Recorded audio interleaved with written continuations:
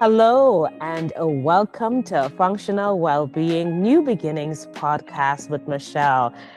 This morning, we are so happy that you have joined us.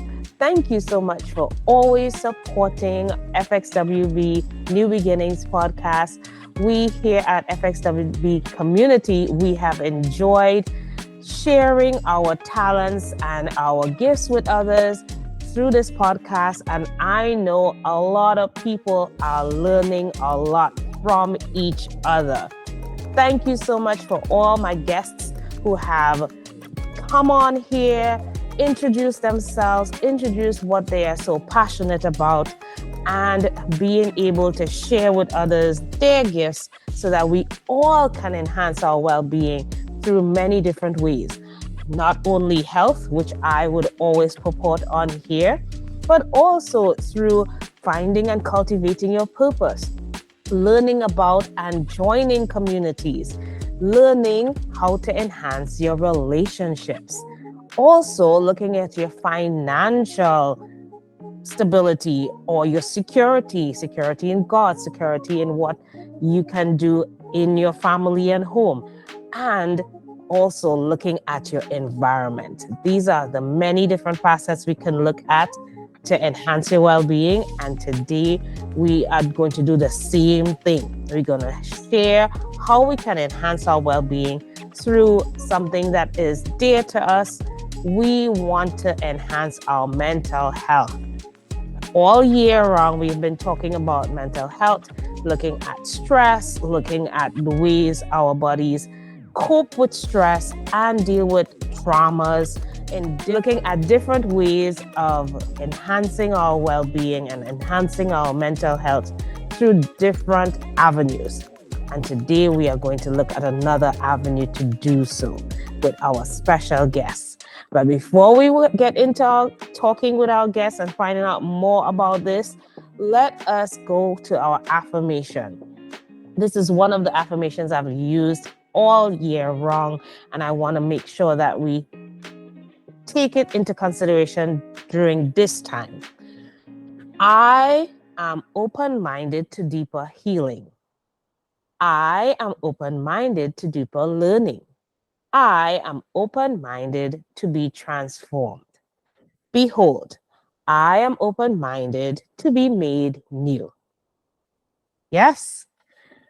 Hello, Miss Cathy.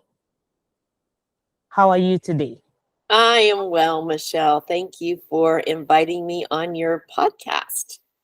Yay.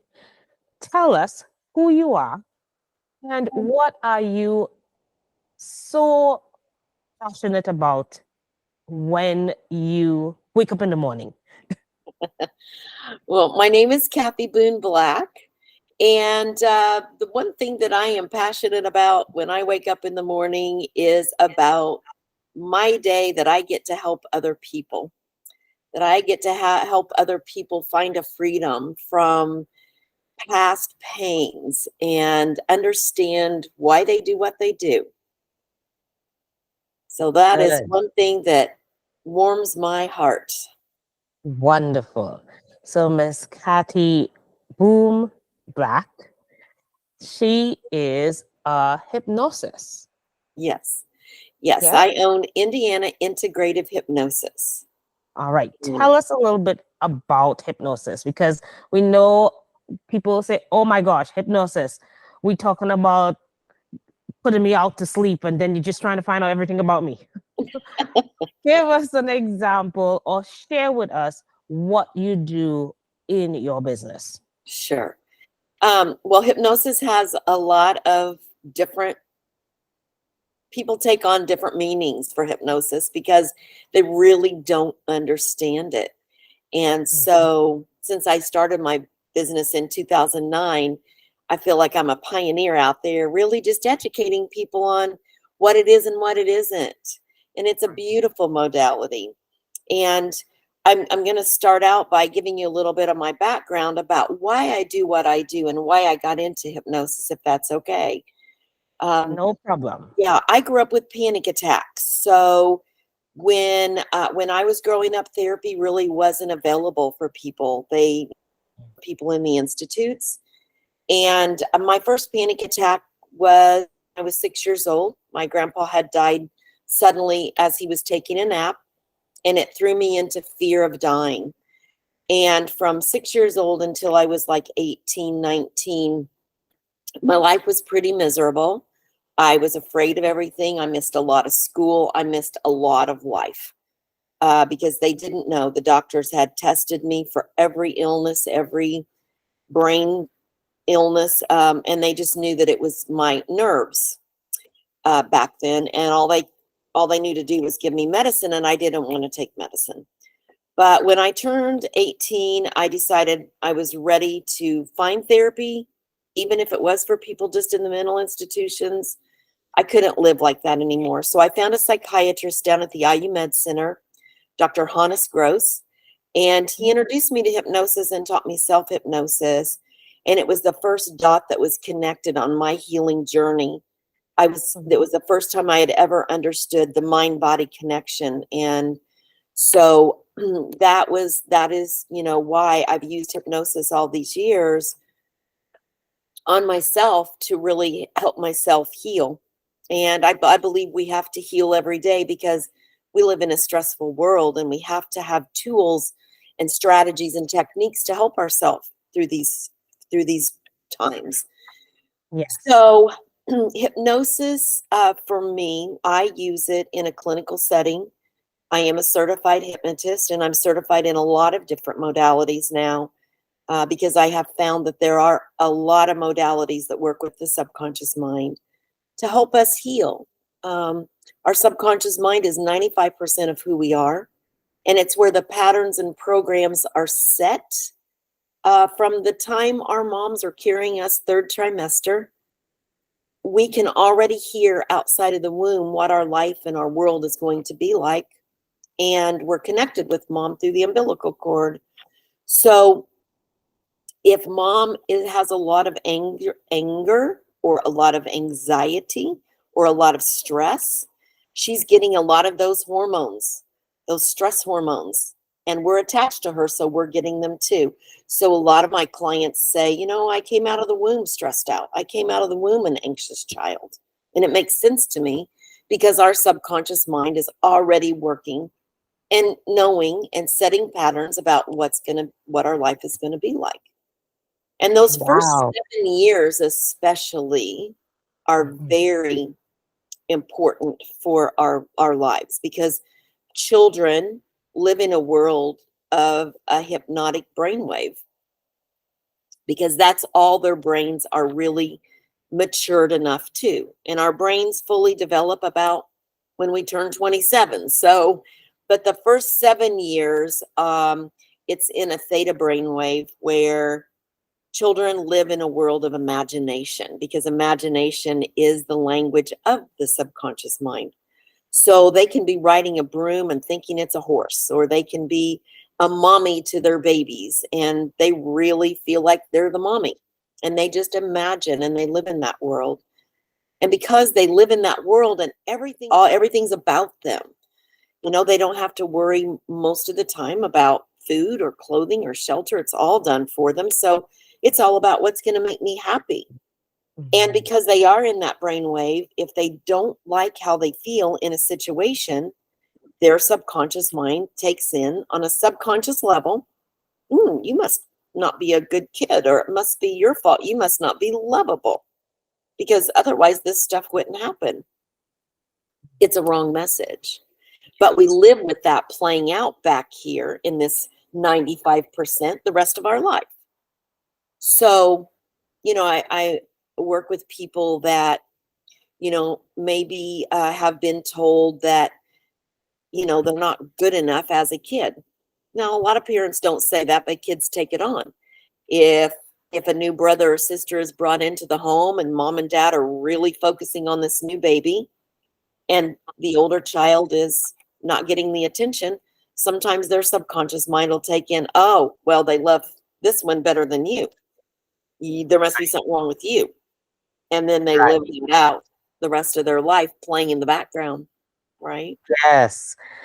I have spoken to a marriage counselor. I've spoken to a therapist on Functional Wellbeing New Beginnings podcast. And some of the things that you're speaking of, they have also talked about it, looking at different modalities, looking at the fact that kids between the ages of from time they're born to, or even before they're born to 7, that's kind of like the crucial time for kids when they learn and they things resonate with them and they take things in and they are able to understand things at that level and carry it out throughout their lives. Mhm. And knowing that the subconscious plays that big role in influencing a child's decision making, we have to take cognizance of that as Mhm. adults,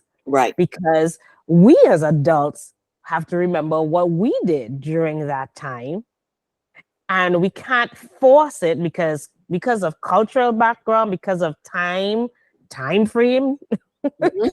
those years ago, what we Right. did then, we cannot force that on a kid in this day and age, because they now have to create that subconscious of understanding their current environment, how they can work through this environment as they live forward. So we cannot dogmatically put ourselves onto a child, Mhm. because they have to make decisions Right. of their own. Yeah. That's powerful. Yeah. So how would you um do you normally speak to or work with a lot of kids or adults? What is your niche Yeah. in terms of who you work with? I don't work with anyone under 18 because that's not my forte. And I have a colleague that I refer kids to.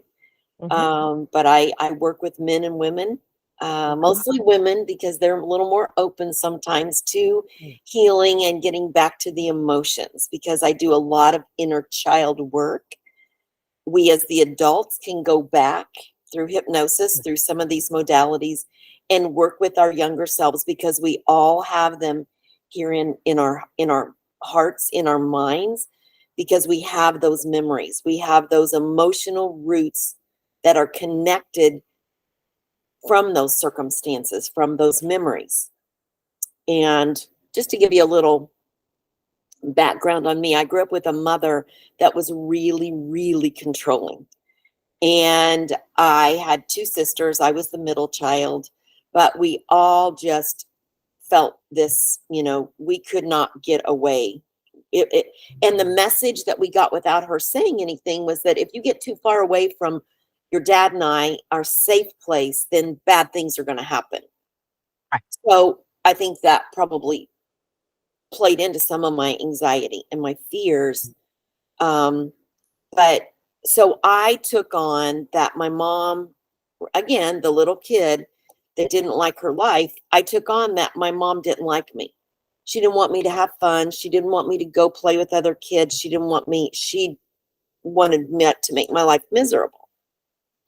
And then after she passed away as an adult, I understood that there was some sexual abuse in her life as a child. So then I understood that I got a wrong message back there, that she loved me so much that she wanted to protect me. And I didn't understand that. So I had to go back and I had to work with little Cathy and tell her, your mom, and give her the right message. And the analogy that I use with my clients is it's like, when you're cooking in your kitchen and the smoke detector goes off because you burnt the toast or something gets too hot. It's not a real fire, it's a wrong message. So you turn on the vent over the stove, you raise the windows, you let all that wrong message out, and then that smoke detector can reset for the truth, right? When it's a real fire. And so it's the same way. When we start doing this inner work, we're raising the windows and we're turning the vent fan on, and we're letting that the wrong message, we're giving it life to leave, to understand, what's going on. So it's a real freedom when you can understand that and Yeah. work with that inner child. Yes, that is cool. Yeah. I'm thinking of this show my son always used to look at, Inside Out. I think it's Inside Out with the kids. And I'm hearing this and I'm thinking about the show. He would always watch the show, and I'm thinking that is something that can help people be free. Because if you understand your subconscious and the important role it plays in your whole life, Yes. you can free yourself from a lot of things. Right. Yes, absolutely. And we're using this beautiful brain that God gave us. We're learning how to use it. Use it. Yes. I always tell people, because I believe that God brought me through all that pain to help Mhm, other people now. mhm. And frankly, I don't even advertise. I just believe God sends people who need me because all my business is referral. I work with some doctors and some of my clients refer clients and go there. But yeah, it's all about learning how to use this brain because we're born with two arms and two legs and two hands and two feet, and we have to learn how to use these to walk, to eat, to write. But, we only learn how to use this from the influential people that we grow up around. And God love them, they're doing the best they can with the knowledge they had from how they grew up. And their parents were doing the best they could with the knowledge from how they grew up. And it just goes back and back.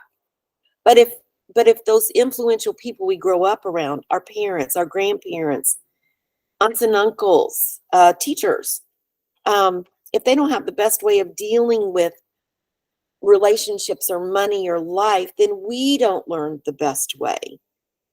And so it's just all about learning how to use this brain because we do know that we can reprogram. We can, it's neuroplasticity, so we can change it, and we can kind of understand what was going on back then. So, what would be one of the modalities you would use? Give me an example. Just Yeah. one. So one of the modalities besides hypnosis that I use is called tapping. It's tapping on the end of acupressure points to help bring you out of fight or flight. There Okay. is so much research around this tapping modality, and it's so simple. It seems kind of crazy when you're first learning it because you're just tapping on your head and your chest and the back of your hand, just different places, but you're tapping on the end of these acupressure points that are coordinated, that go through different organs in your body, and All they right. Well, go. let's try one. Yeah. Let's Okay. try one. So, Okay. which, if we want to look at, so I'm always talking as a health conscious person, I'm always talking about the healing of the gut and what we do, because I'm no one that we can do, but I want to know what you would do in terms of when you want to heal your gut. It is a brain axis, a brain and gut axis. So Mhm. they are connected. So if it is you are healing your gut, you are simultaneously healing your brain. Yes. So what would be one tapping you would use? Technique. Well, first of all, what I would say with my clients is I would say go to your gut and feel what you're feeling. When you think about something that makes your gut hurt or Mhm. makes your gut feel anxious, feel it. Feel that feeling, that emotion. And then we start tapping on the end of energy meridians that will help you feel, and you feel a shift. You will feel a shift. So is that what you want me to do, or you want me to go through and tap with you a little bit? Let's tap a little bit. Okay, perfect. So, all right, I'm going to use you. You can be my client right now. Yes. So, all right. So think about something that makes you feel angry or fearful or anxious. And are you feeling that in your gut, or are you feeling that somewhere else? Notice where you feel that. This place I felt it was in my liver. I'm sorry. I'm That's I'm okay. particular. That's I okay, feel because it in your my liver. subconscious mind, if you think about it and you think about the first thing that comes into your mind, that's your subconscious mind saying that's where it is. So what does it feel like in your liver? What does that Oh, what does that emotion that's there, what's it feel like? Is it moving? oh, I got a movement. I felt movement. I felt like a tapping of its own. That's Mhm. what I felt. Yeah. And Does I'm it still feel feeling it right now. yeah. Does it feel tight or heavy? No, it's just, it feels like a cramp trying to happen, but it's not there yet. Okay. All right. Mm-hmm. So we're going to take two fingers Mm-hmm. and we're going to tap right here at the beginning. Now, this is a shorter version that I teach my Mm-hmm. clients. Okay. In therapy, when I'm working with people, I use sometimes a longer version, but right now I'm going to use the shorter. We're going to Uh-huh. tap right here. We're going to go to the end of the Mm-hmm. eyebrow. We're going to Mm-hmm. go right here under your Okay. eye, Mm-hmm. So we're and then we're going going to go right here on your collarbone clavicle. right here. Okay. Okay. Okay. We're going to do a few rounds there, and then I'm going to Mm-hmm. have you just grab one of your wrists, pump it a Okay. little bit. You're going to take a deep breath in and exhale. Peace. All right. Okay. Mm-hmm. So I want to ask you, 0, that feeling in your liver doesn't bother you at all, and 10, when you think of this, whatever you're thinking about, it's really where would you give that? What number would you give that right now? Oh, when I wasn't thinking about it, it didn't bother me. But as soon as you asked me about it, it happened. So I will say 5. Okay. Feel Mm-hmm. that. Feel that in your liver, and we're going Mm-hmm. to start tapping. And I want you to repeat after me. I'm going to release and let go of I'm gonna release and let go of all of the angers, all of the angers, side of your eye, all of the betrayals all of the betrayals, underneath your eye, all the sadnesses. all the sadnesses, Going to go to your collarbone, all the emotional traumas. all the emotional traumas, Go back to your eyebrow, all the guilts, all the guilt, side of your eye, all the shame, all the shame, under your eye, all the resentments, all the resentments, collarbone, all of the helplessness, all of the helplessness, eyebrow, all the hopelessness, all the hopelessness, side of your eye, all of the rejections, all of the rejections, under your eye, and everything else, everything else. collarbone. I choose to let this go. Choose to let this go. Eyebrow, it serves me no purpose to hang on to this. Serves me no purpose to hang on to this. Side of your eye. So I choose to let it go. So I choose to let it go. Underneath your eye. I'm safe to let it go. I'm safe to let it go. Collarbone. I'm safe as I let this go. I'm safe as I let this go. Grab a wrist, pump it, take a deep breath in. And as you exhale, say peace and feel that peace going down through your body. Peace. And notice the shift. Did it get better or worse? I got better. Yeah. So you're experiencing what Mm-hmm. research shows. So Yes. Harvard did a study on tapping. Mm-hmm. And if you think about this as when I ask you to think about a situation that brought you anxiety or anger or whatever that was, that thought came into your brain. And within 3 seconds, you felt it, Mm-hmm. because that signal from that thought comes down here to the amygdala, which is in the limb of the brain. And that amygdala started going. And it's like, oh my gosh, she's in trouble. Somebody's getting ready to punch her, or a bear is chasing her. Remember, this subconscious part doesn't know truth from false. Right. So it puts you into fight or flight within 3 seconds of that thought. What Harvard saw was when you start tapping on the end of those energy meridians, it stops that amygdala, which stops the flood of those stress hormones, and you feel more calm and relaxed. Because the thing about it is, we cannot control any outer environment. We No. can only control our inner environment and how we feel by the thoughts that we think. So the one thing that I work with is this thought and this thought. This is victim mentality. This is angry, fearful thoughts that come in that start this and put you into fight or flight. If you can take that situation, just like me with my mom, every time I thought about it and I didn't think she liked me, I was putting in fight or flight. When I discovered the information and I could go back and help little Cathy, now I think, when I think back to my childhood, she was doing it and it affected me with 3 fingers pointing back at her because of her own childhood. Right. And she was doing it because she loved me. So those thoughts didn't start this amygdala. It was safe and it was a secure thought that made me feel good inside. Yes. So I work a lot with the victim and victor mentality in my work. Excuse me. Yeah, So that's pretty great cool, because right? How you just this little modality Mhm. and you can bring yourself out of that fight or flight.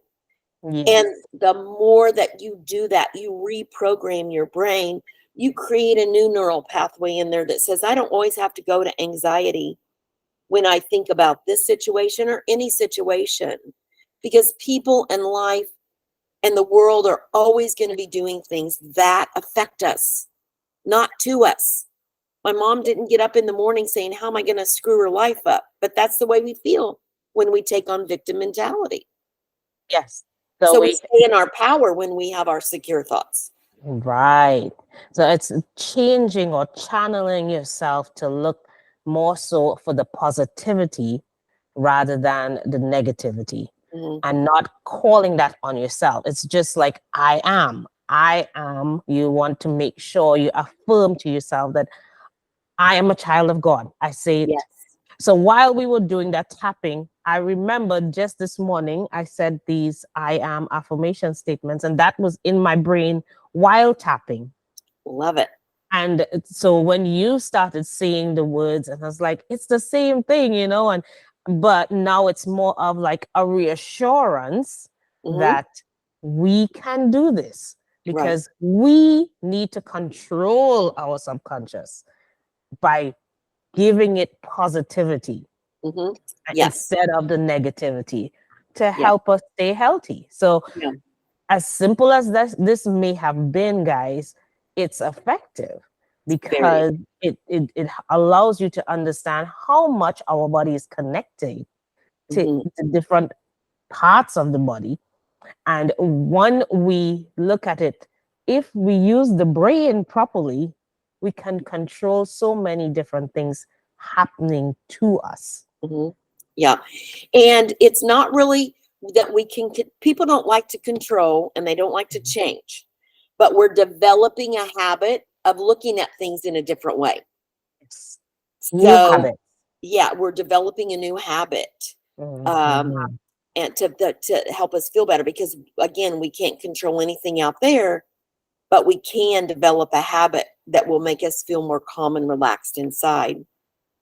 And that's how I got better through my panic attacks, was really taking that, because I didn't have the tapping back there. I had the hypnosis. And then I got into a cognitive behavior therapy group that was really teaching us more about brain, body, and our thoughts. So, and now I've got so many more modalities, because I work not only with the tapping, but I also work with the brain balancing technique, and also with a lot of neuro linguistic programming, NLP techniques, which Nice. are, neuro, brain, language, linguistic language, the language of the brain. So little exercises that I can work with and teach my clients how to do, so that they can use it to be able to use these things the rest of your life. whether it's, one of your children hurt you or a friend hurts you or somebody cuts you off in front of you on the road and you get Oh, mad or, yeah. so you could use these modalities whenever you don't like how you feel. Good. I like this Yeah. because we have just debunked the myth of what hypnosis is by just showing how we can use different ways of understanding self to be able to be a better person out there. Right. And one of the things I could take away from this is the more we work on self, we can then help our whole body systems to do better. Whether it is I am changing how I used to think about exercise, not get in the fight or flight mode or want to, I can change. I don't have to go binge eating or I am not dieting. I'm not eating at all. You can change now how you look at food or how you look at exercise, change it from the subconscious Mm-hmm. and be able to now see the benefits of doing it rather than, I've heard everybody said it. Now, I personally can do this myself Right. to be able to be better and Yeah. better and feel Yes. conscious that I am doing better. And you say it, I am better at exercising. I am better at eating, and Yes. helping yourself to stay healthy for a longer period. Right. Yes. And I do want to talk a little bit about the hypnosis, what people know, of relaxing your body and getting into a relaxation state. And, we go in and out of trance all the time. Have you ever been driving and all of a sudden you're like, oh my gosh, how did I get here? I don't even remember going through that stoplight back there. We call that highway hypnosis because your conscious mind is thinking of dinner or the meeting you just came from or something else. And there's a neural pathway in the brain that already knows how to drive. Because if you Oh, think I do about it, that every day. yeah, I do too. But you think about it, when you first started learning to drive, you never did that because your conscious mind had to be, my hands are here and there's my foot on the gas and the brake. And, we had to be so aware consciously of what we're doing. The more we do it, it creates a pathway in the brain that knows how to drive that car. So when I work with people, I am guiding them into their own work. They do the work. I don't change them. They change themselves through my guidance, because I believe that I can't make anybody do. I don't take control of people's brain. I can't make them do anything they don't want to do. And so they have to want the change because I can say, I can be the guide and say, close your eyes and take a deep breath in and then and they can exhale and they can either do it or they don't have to. you know they can take my suggestions or they don't have to. So it's about them. And I have a pretty extensive interview with people before I will accept them as clients, because I really want to know, you know how badly do you want this change? How badly do you want to get better or stop eating the wrong things? Or because a lot of people think they hear the word hypnosis and they think they can come in and I'm going to wave a magic wand and they're going to walk out and it's great. And it doesn't work that way. You will feel change from the first appointment. You will a lot of information about the mind, body, and our behavior styles. I work a lot with the DISC assessment, which is a behavior style assessment to learn more about who we are and how we tick. Um, but it's a process. Just like, you didn't come out of the womb eating French fries and hamburgers. You learned that along the way. Oh yeah. And so we it's a process of going back and really healing that inner child whatever it is, whether it was my, panic attacks, or whether it's anxiety over public speaking, or whatever it is. We got to go back and we really find what we call the initial sensitizing event, and then work with that younger part of us. So it's a great modality, and it's very powerful when you can really work with your own subconscious mind. Well, I am also seeing here, for instance, I started exercising at age 11, and I made that conscious decision then. And everybody like, at 11? I'm like, yes. At that time, I wasn't exercising before, but I made that conscious decision because I was seeing what was happening to my grandparents and what was going on. And I'm like, I don't want to be in that state. Right. Some people don't make that decision until later on in life, and that's okay. Making the decision is important. Right. Knowing why you make that decision is also important. Right. So you really, and you have to take onus to that decision that you make. We all have decisions to make, and it's all dependent on which one you take. That's the path you take. But if you don't do it, then you actually go in the other way. Mm-hmm. So when we learn to understand why we do things, it helps us to propel forward in anything that we do. Absolutely. And what you are trying to do is help people when whatever they negate to think of, you're helping them bring it up to life because it was there all the time. It's just that you didn't choose that path. You chose something else. Right. And you really need to come back to here to fix what you did. And that's helpful. I think a lot of people need to understand that, because if you want to live healthy and you want to have a good well-being, you need to know and find. The only way you can find your purpose is from way back when, as a child. You would understand what your pathway is or was, and need to get in alignment with that. So I love it. Yay! Yeah. Thank you so much, Cathy, for sharing all this information. And I love the tapping, and I love that you use the words that you use helps a lot, because it's more so of like recognizing the pain and then moving out of the pain and realizing that you can be moved from that point. You can't stay there, but you have to want it. You have Again, to. it's a choice. Yes. Yes. Right. Yes. Yeah. Yes. All right. So, Cathy, tell us how we can reach you. Yes. So my website is Indiana Integrative Hypnosis.com. And they can find my phone number on there. My office is in Carmel, off of Carmel Drive and 3rd Avenue.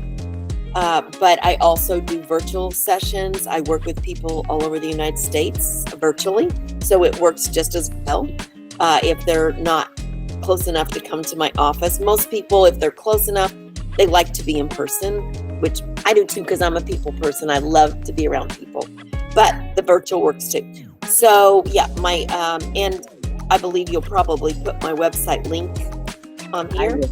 I will put all of your information up so people can see it and take note of it.